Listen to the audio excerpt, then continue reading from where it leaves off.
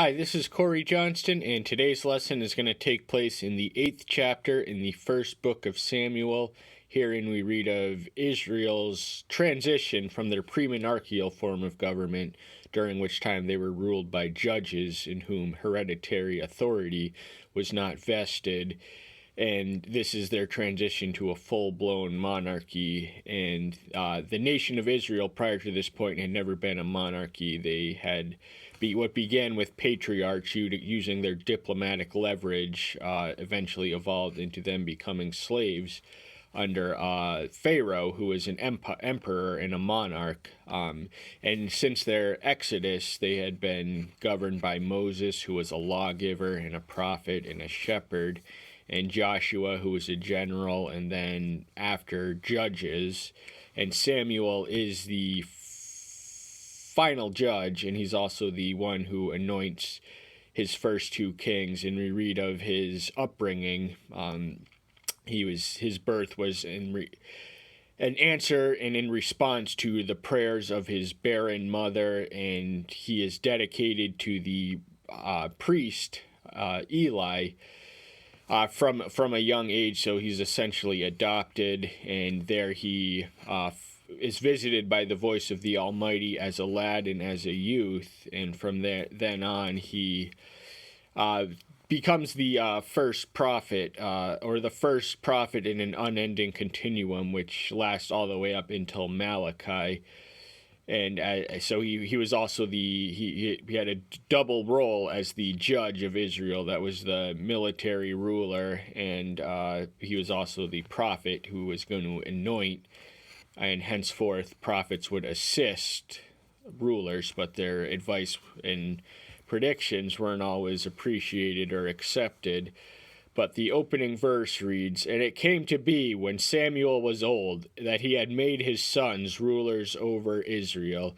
So in the 3rd chapter, we read of him as a precocious youth to whom the voice of the Almighty comes to. Here we read he is old. It is not until the 25th chapter that we read that he dies. But beginning after this, he's replaced as the human protagonist by Saul and then David. So this is towards the tail end of his career in his life.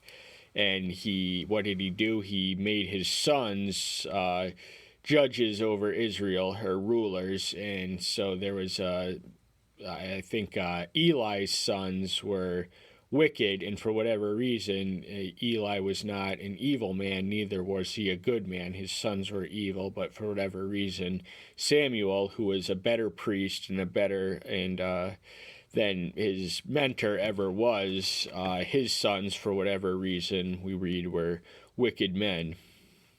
And the name of his firstborn was Joel, and the name of his second Abiah, rulers in Beersheba. These are their names, and these are where they ruled. So they had jurisdiction over a town, I believe, that was near the northern extremity of Israel. But his sons did not walk in his ways, and turned aside after own gain, and took bribes, and twisted justice. In other words, they were completely corrupt. They perverted the justice they were in charge to administer.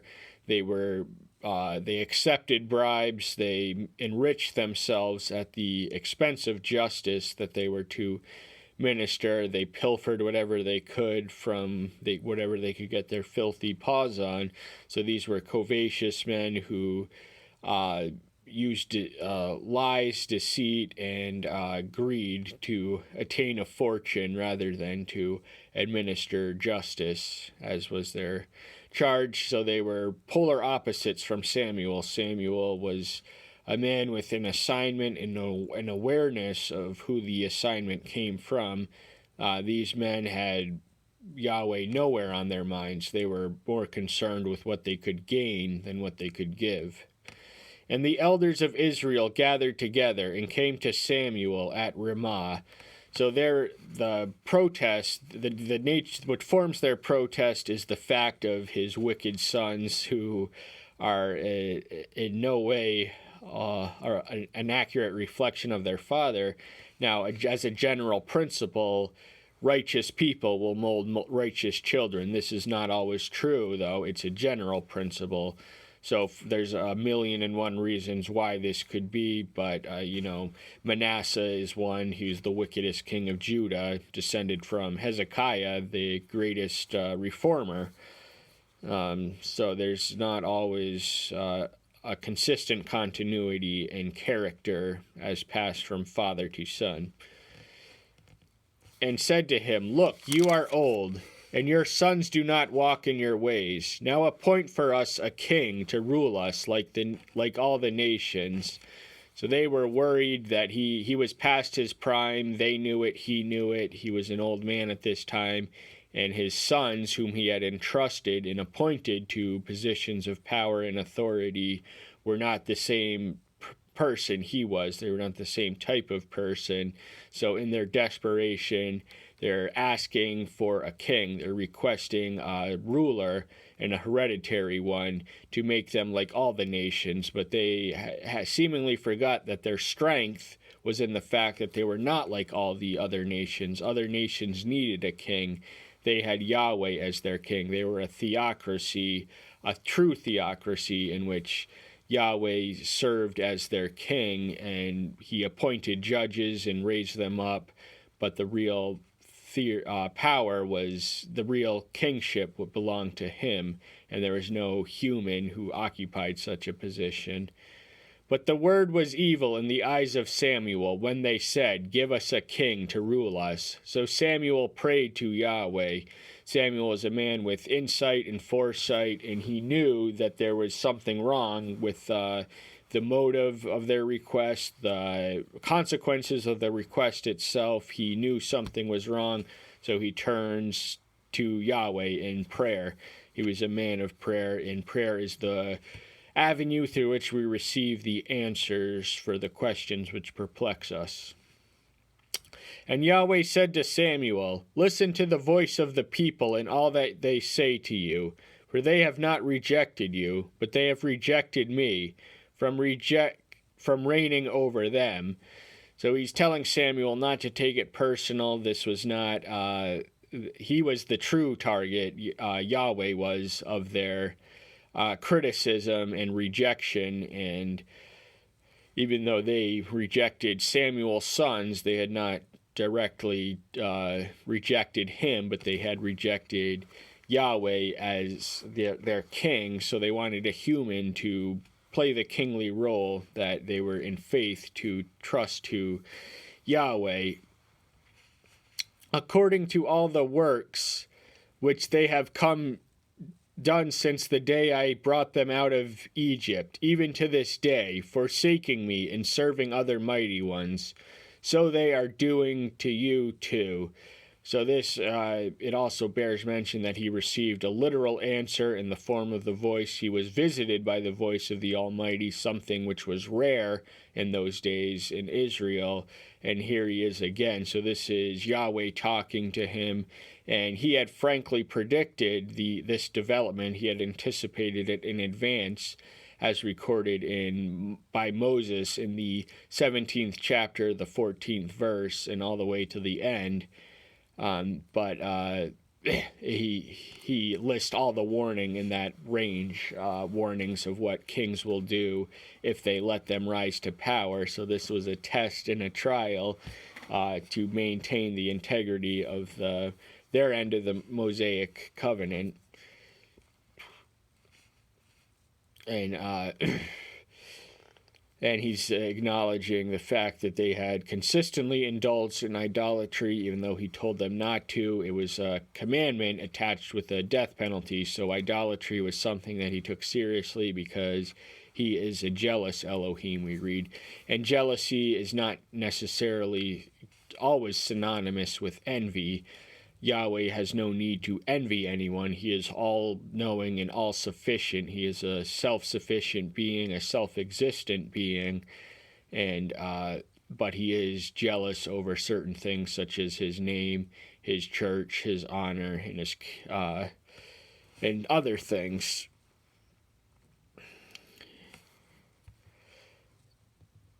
And now listen to their voice, but you shall certainly warn them, and shall make known to them the ruling of the king who reigns over them.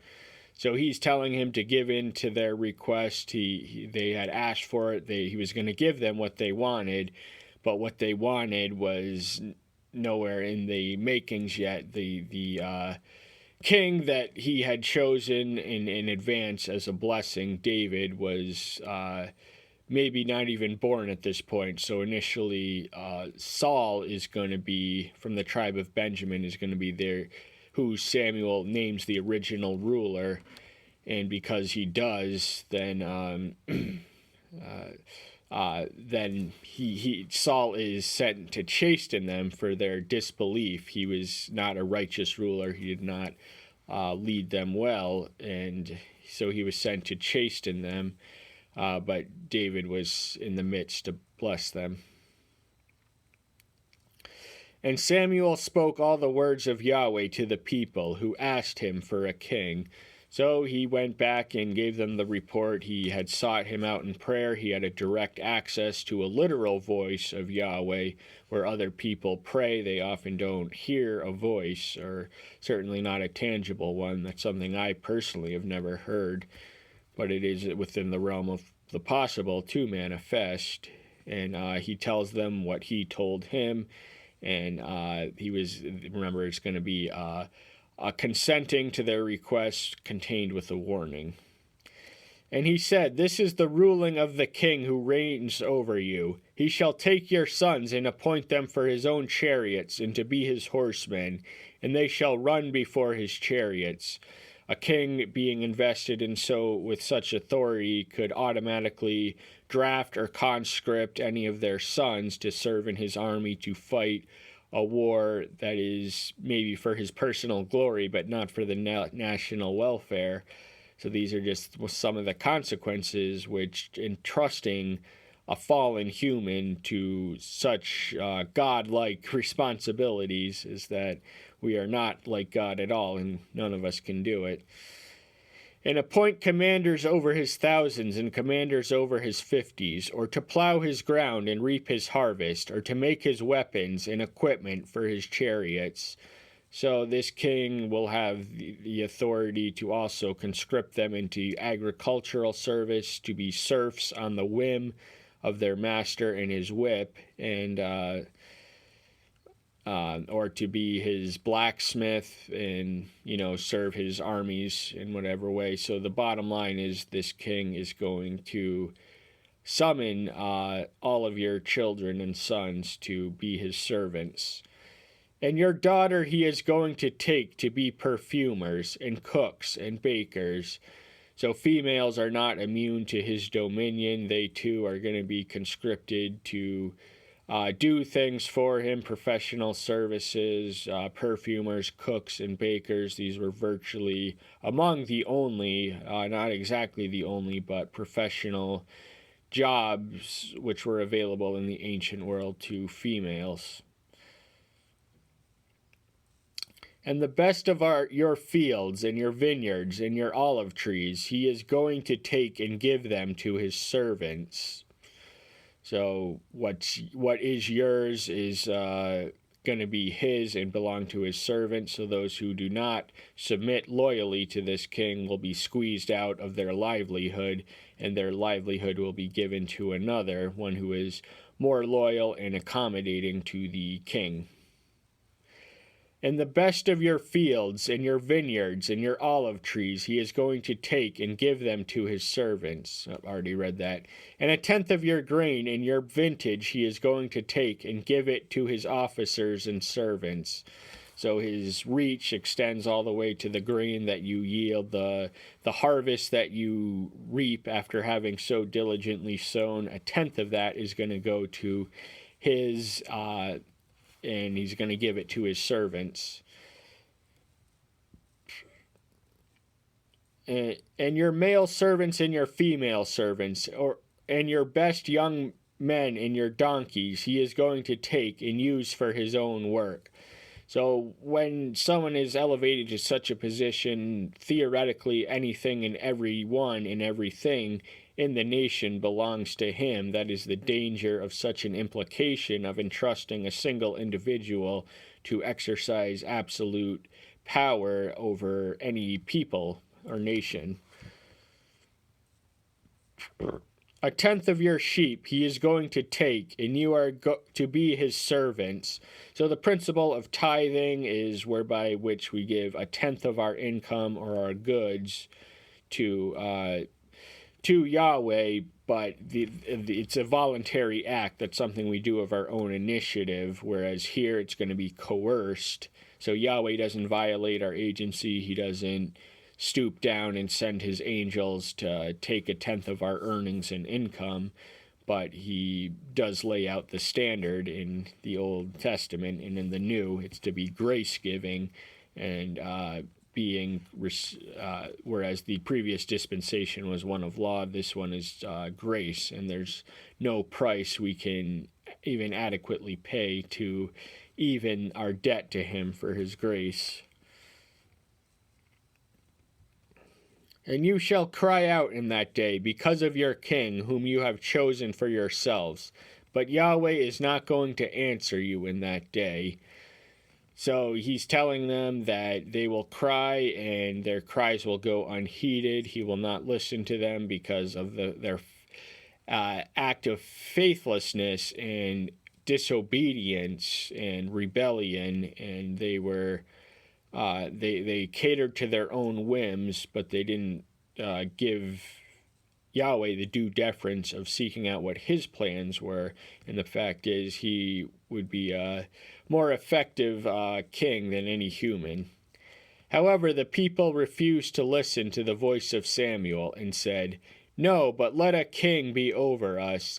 So in spite of all the warnings, they persist in their pleas. They are dead set and determined to have a king in order to give them what they feel is safety and security and national prosperity that the other nations around them have, and they could mimic it to their advantages. So there were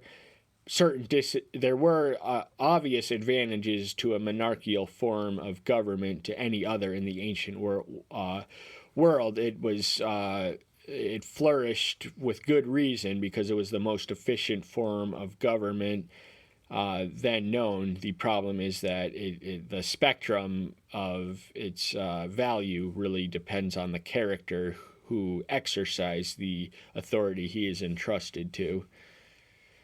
Then we shall be, we also, like all the nations, and our king shall rule us, and go before us, and fight our battles. So there is no one quite like a king who could summon a nation and lead them into armies. That was one of the kingly duties all the way up to the Middle Ages. Not 100% of them ever did, but it was something expected, if not necessarily obligatory. And Samuel heard all the words of the people, and he repeated them in the hearing of Yahweh. So after telling them what Yahweh had told him, he's going to tell Yahweh what the people had told him. So he is very much the communicative mediator, the in-between go-to guy between Yahweh and his chosen people. He is elevated to the position of prophet, and as such, he is to be the mouth and has the ears to hear what Yahweh says and the mouth to speak what he says. And Yahweh said to Samuel, "Listen to their voice, and make them a king." And Samuel said to the men of Israel, "Each of you go to his cities." So their pestering, their persistent request had finally caught the ear of Yahweh, who gave in and instructed his servant and his prophet to give in to their desires and make them a king. And this reminds us of the parable in Luke's 18th chapter, the one about persistent prayer. A woman in need of justice petitions without end an unjust official or judge who neither feared Elohim nor loved man, and eventually the sheer frequency and intensity of her petitioning him got to be more than he could want to deal with anymore. So he eventually gave in. So this is probably not the best example of a righteous request or a question of or a request of something of questionable righteous character, but the principle is embedded and intact. So there's nothing wrong with life that more prayer cannot help with. So that's all the time we have for today. Thank you so much. I'm glad you're here. Stay tuned until next time. Bye bye. See you then.